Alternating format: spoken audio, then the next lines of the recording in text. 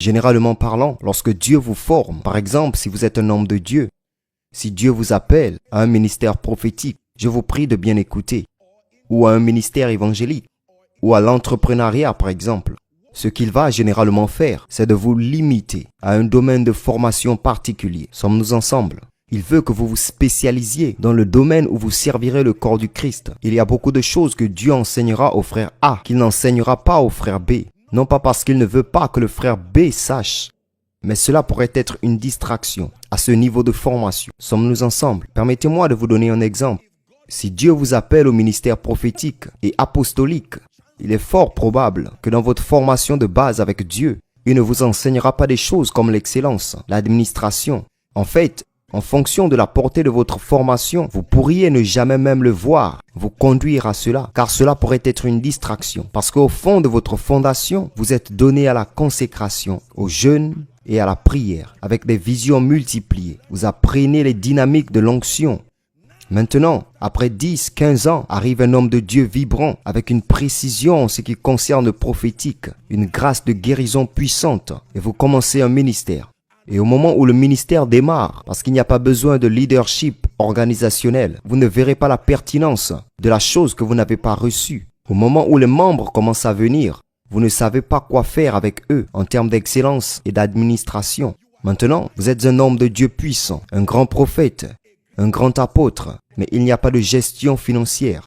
Il n'y a pas d'excellence. Sommes-nous ensemble? Les membres viennent simplement recevoir le miracle et repartent parce que l'atmosphère est piquante en termes d'excellence. Et vous vous demanderez, mais je suis oint, pourquoi cela ne fonctionne-t-il pas?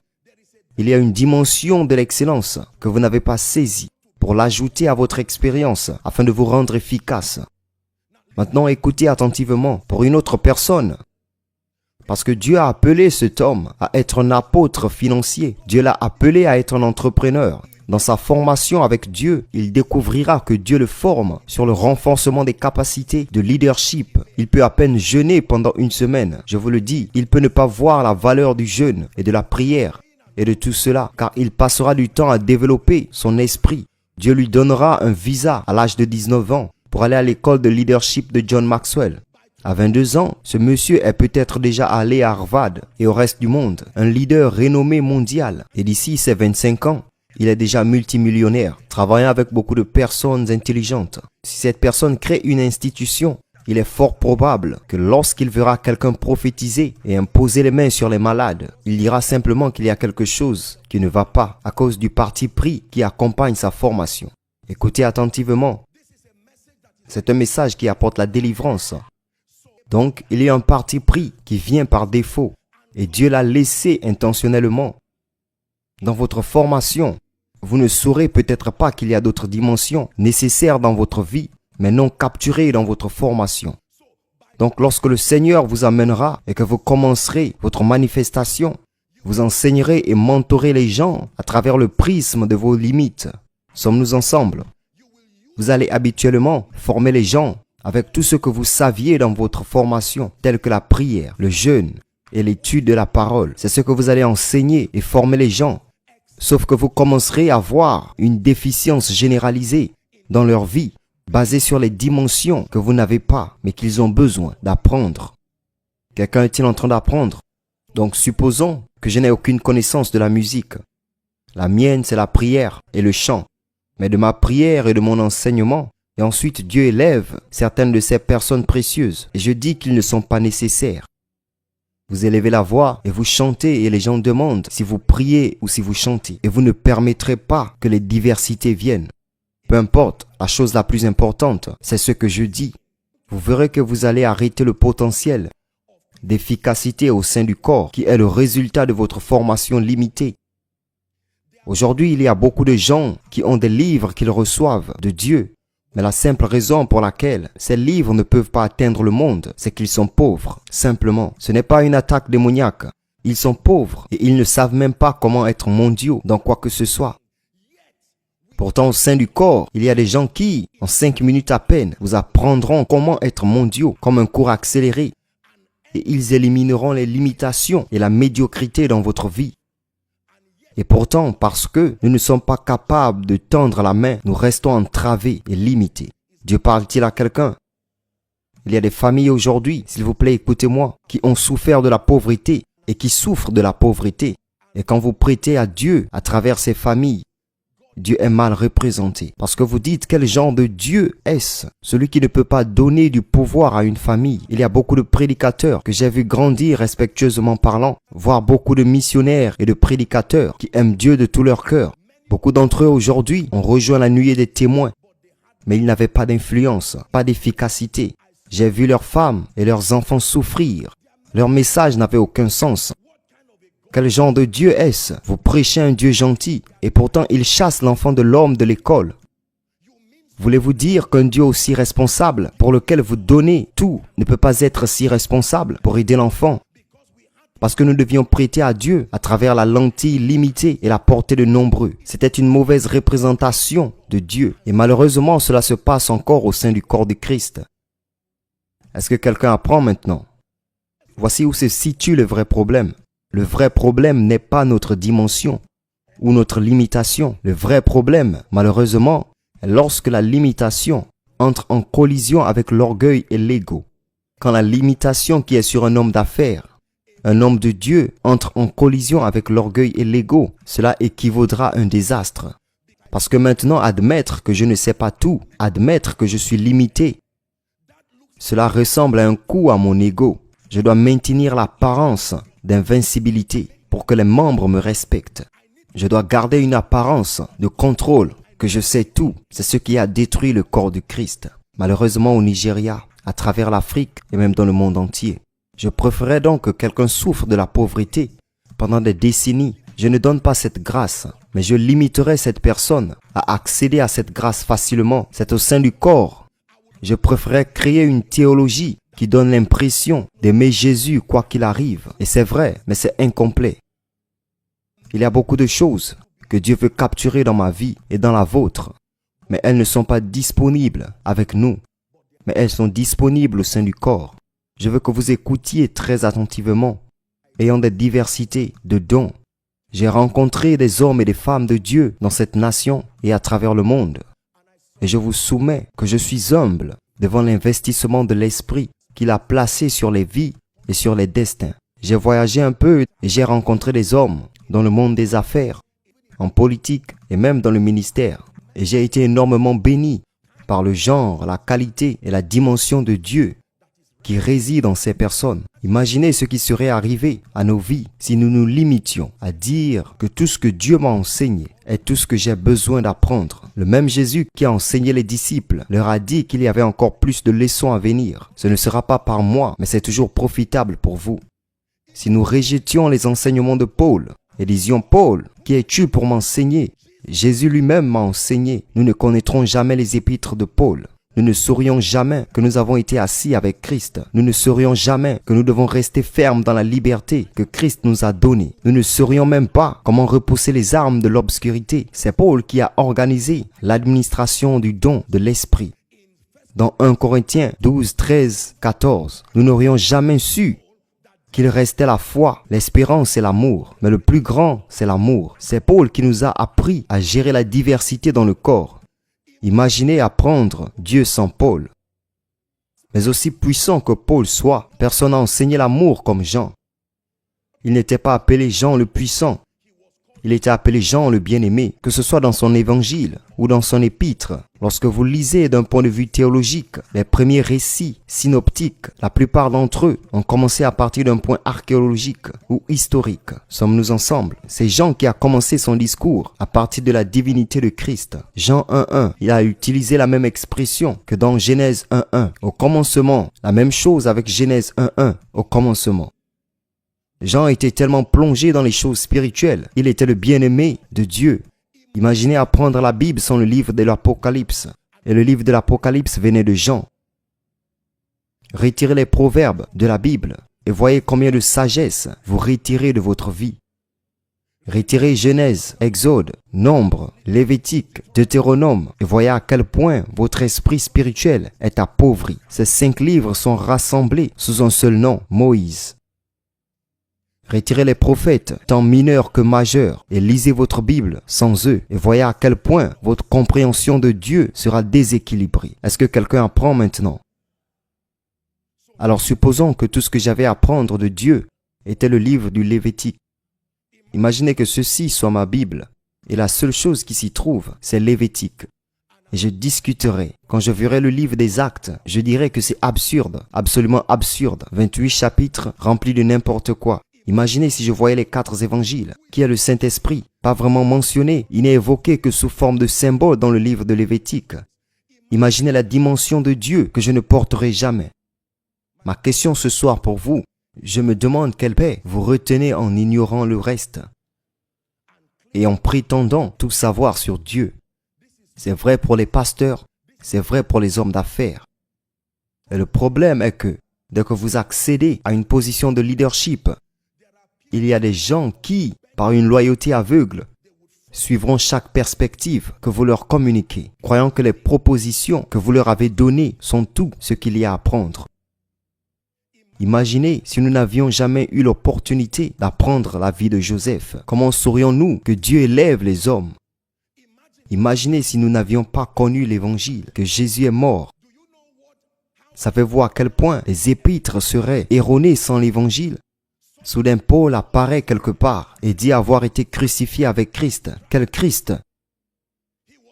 Il était l'incarné. D'où? Il était la parole. Quelle parole? Imaginez la confusion. C'était l'évangile qui a donné une perspective aux épîtres. Quand vous lisez les évangiles, cela vous donne les fondements pour comprendre que tous sont péchés. Quel péché ai-je commis? Contre qui? Sommes-nous ensemble? Qu'est-ce que Zoé? De quelle vie de Dieu parlez-vous? Mesdames et messieurs, s'il vous plaît, écoutez-moi. J'ai observé avec tristesse pendant de nombreuses années et j'ai appelé avec amour le corps de Christ à l'attention. C'est un appel clair que nous avons permis à l'ego et à l'orgueil d'interrompre le libre flux des dimensions multifacétées de Dieu distribuées au sein du corps qui a été fait pour notre croissance holistique en raison de nos peurs, de nos insécurités, respectueusement parlant. Il y a des gens qui sont allés à la tombe aujourd'hui, qui, s'ils savaient seulement qu'il y avait une onction de guérison puissante au sein du corps du Christ, maintenant vous voyez, vous apprenez l'unité de la vie des médecins.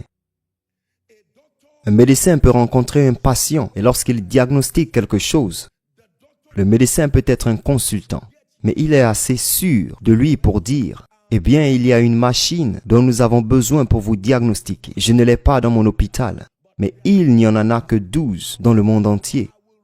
Je vous ferai une recommandation. Est-ce vrai? Il n'y a qu'un seul dans cet endroit. Allez pour ce test. Rencontrez docteur tel. Vous pouvez même lui dire que je vous ai envoyé. Et quand cet autre médecin reçoit le rapport, à cause de cette humilité de cœur, ce patient est sauvé. Il y a de nombreux patients qui sont morts dans le corps de Christ à cause de l'ego des dirigeants. Je préfère vous garder pauvres, simplement parce que je ne connais rien à la richesse et à la prospérité, plutôt que de m'humilier et d'apprendre ou d'externaliser l'intelligence pour votre bien. Je ne permettrai pas à mon ego, je ne me permettrai pas de paraître si faible. Donc je préfère minimiser l'importance de la prospérité. Ou si vous êtes une personne prospère, mais que vous n'avez pas la grâce pour la prière et la supplication, vous n'avez pas le pouvoir de la révélation pour édifier spirituellement les gens afin qu'ils deviennent des hommes de stature, plutôt que de prendre la responsabilité et d'externaliser ces dimensions et d'aider votre peuple. Je préférerais simplement enseigner sur l'esprit et ignorer la prière en disant après tout que la prière n'est pas importante, le jeûne n'est pas important et vous regarderez les gens prospères qui, confrontés à une attaque démoniaque, verront leur destin entier balayé parce qu'ils ne savent pas. Ils ne connaissaient que le baptême de Jean. Est-ce que Dieu nous parle? Si je ne peux pas chanter, je minimiserai l'adoration. À quoi bon l'adoration? Il suffit de lever votre voix et de prier et de voir ce qui se passe. Que dire du psalmiste? Que dire de la Bible qui parle des psaumes et des hymnes et des cantiques spirituels? Il dit de faire résonner la mélodie dans votre cœur. Puis-je vous dire, l'une des lacunes dans le corps du Christ, et c'est purement une question d'ego dont Satan a profité, c'est que pour une raison quelconque, nous nous sentons faibles et incapables lorsque nous sommes amenés à admettre que nous ne savons pas tout. La plupart, et je sais d'où cela vient, laissez-moi vous dire la vérité, Ce sont des extensions d'insécurité qui sont venues d'Afrique, malheureusement, parce que nous sommes habitués à des milieux où l'on ne croyait pas en nous. Maintenant, vous pouvez vous accrocher à un ministère ou à une entreprise ou à tout ce qui vous donne de la pertinence. Nous le tenons avec une telle jalousie que notre ego y est connecté. Mais cela prend l'amour en Jésus et l'amour pour les gens qu'il vous a envoyés pour pouvoir mettre votre ego de côté et dire, écoutez, au-delà de moi, si vous avez besoin de cela et que cela est important pour votre croissance, laissez-moi m'assurer que vous avez accès à cette vérité afin que vous puissiez vous élever. Paul a dit, je n'ai rien retenu pour moi, pour autant que cela soit pour votre profit. Alors laissez-moi vous dresser un tableau de la variété des limitations qui sont représentées dans le corps du Christ. Écoutez attentivement. Il y a la prospérité sans feu spirituel, très prospère, où les gens continuent d'exceller en termes de carrière, mais spirituellement, il y a la faillite. D'autre part, il y a beaucoup d'avantages prophétiques sans solidité et respect envers la parole. Donc nous avons toutes sortes de manifestations prophétiques. Elles sont toutes rentables. Sauf qu'à cause du charismatisme autour du prophétique, la plupart des gens ont minimisé la parole. À quoi bon la parole quand un homme de Dieu peut me dire les 5 prochaines années de ma vie en 10 minutes? Ensuite, troisièmement, nous avons des gens qui sont pleins d'onction et de charismatisme, zéro caractère, même pas un petit, zéro caractère. Sommes-nous ensemble? Ensuite, nous avons ceux qui ont du caractère, un caractère solide, plein de souffrance, de caractère avec la pauvreté, caractère avec la médiocrité, le caractère avec l'échec. Leurs enfants ne s'élèvent jamais. En fait, en parlant avec respect, ils peuvent même combattre tout ce qui ressemble à une croissance parce qu'ils le perçoivent comme antichrist. Je me demande de quelle variété vous et vos enfants avez été victimes. Ma mission ce soir est de faire savoir au corps du Christ que dans cette erreur, il n'y a aucun gagnant. Dans cette erreur, je répète, il n'y a aucun gagnant. Donc Dieu vous a accordé la grâce, par exemple, d'apporter la dimension de la prospérité du royaume au corps du Christ. Nous devons apprécier cette contribution. Dieu a accordé la dimension de la grâce pour apporter le ministère de la prière et de la supplication au corps. Dieu a accordé la grâce pour apporter le prophétique au corps. Dieu a accordé la grâce pour apporter la saine doctrine, la grâce de l'enseignement au corps. Dieu a accordé la grâce de comprendre le leadership et l'influence. Écoutez, le corps de Christ sera délivré le jour où nous admettrons, premièrement, que peu importe notre efficacité, nous ne pouvons pas être des captateurs individuels de tout. Puis, deuxièmement, pour avoir un respect sain pour les dimensions disponibles dans le corps dont nous avons besoin, mais qui ne sont pas dans nos vies, je dois donc être capable d'apprécier ce que certains évangélistes font à travers l'Afrique et dans le monde entier. Autant que je fais de l'évangélisation, je ne suis pas appelé au ministère d'évangéliste. Donc quand vous voyez quelqu'un qui fait cela de manière classique, dont la vie est axée sur le salut des âmes, je veux dire des missionnaires partout. Il y en a certains parmi vous, si Dieu vous envoyait à Zamfara ou à Maiduguri, vous passiez votre vie à chasser cette voix. Il y a des gens, dès qu'ils entendent Dieu une fois, ils emballeront tout et partiront. Comment pouvez-vous les minimiser? Sommes-nous ensemble? S'il vous plaît, écoutez attentivement. Le prophétique, malheureusement, vous m'entendrez dire, et je vais encore le répéter, le prophétique a traversé plusieurs types de choses. Il a besoin d'un bon nettoyage, je dois l'admettre. Cependant, il y a des gens qui ne veulent pas entendre le mot prophétique. Une fois qu'ils entendent prof, ils disent non. C'est démoniaque, satanique. Et vous regardez leur vie et vous pouvez voir la déficience du prophétique. Vous savez que ce dont ils ont vraiment besoin, c'est le prophétique. S'il vous plaît, écoutez. Il n'y a pas de dites-leur. Dieu parle à nous tous. Donc assurez-vous de ne pas mal vous comporter en m'écoutant enseigner. Je fais maintenant une forte mise en garde. Louez le nom du Seigneur. Imaginez Jésus sans Joseph d'Arimathée. Ce corps serait resté sur la croix. Imaginez Jésus sans Simon de Cyrène. Il serait mort par terre et n'aurait jamais été une cause. Mais imaginez le monde sans Jésus. Laissez tous les Joseph d'Arimathée de côté et il n'y a pas de Jésus. Imaginez Jésus sans Jean le Baptiste. Aucun appel au ministère. Imaginez Jésus sans un intercesseur, appelé Anne la prophétesse. Peut-être l'aurait-il tué quand il était petit. Qu'ils ont fui avec Jésus signifiait qu'il pouvait mourir. Sommes-nous ensemble maintenant? Écoutez-moi, mesdames et messieurs. Quand vous m'entendez dire que ma vie est le produit de nombreuses onctions, je le pense.